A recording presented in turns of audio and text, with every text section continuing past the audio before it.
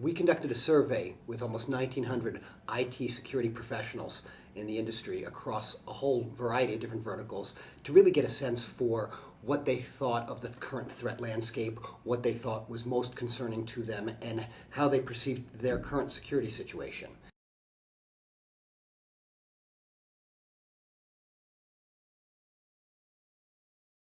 According to the 2012 Verizon Data Breach Report, the majority of data records stolen in 2011 were stolen through hacktivists, organizations like Anonymous. But they actually represented just 3% of all of the data breaches that were investigated. So it's the same scenario, if you will. One of the metaphors I like to use is people are often more afraid of flying than they are of driving an automobile. Statistically, you're far more likely to get injured in an automobile than you are flying. Just like statistically, you're far more likely to get attacked by a criminal enterprise or by a nation state than you are by Anonymous. But yet we tend, as people, we tend to fear the sensational. And yet when we talk practically, we tend to recognize that the actual threats come from other directions.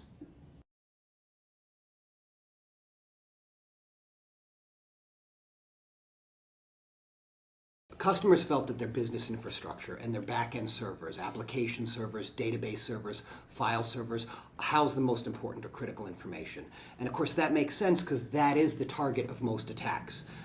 At the same time, often an attacker will use the least protected systems, the mobile devices or the laptops or desktops, to gain a foothold into an organization to ultimately target those critical infrastructure systems.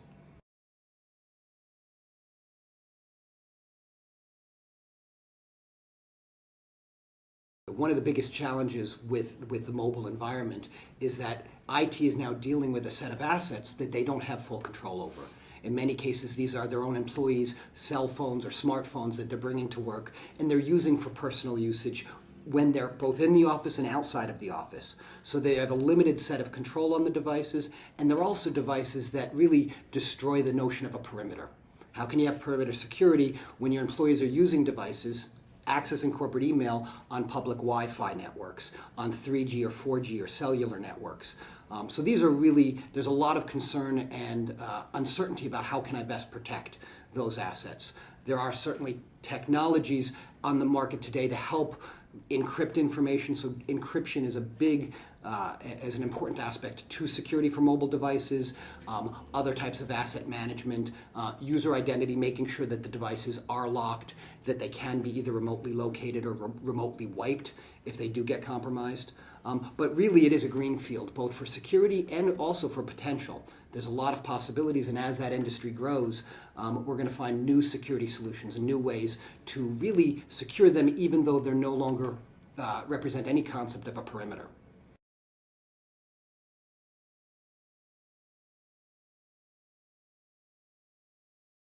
So one of the really telling signs when we asked respondents what they felt would have the biggest impact, government regulation ranked the lowest. So where does something like CISPA, the CISPA or the Secure IT Act, how much of an effect will it really have on security? I think the biggest effect is the one that it's having right now.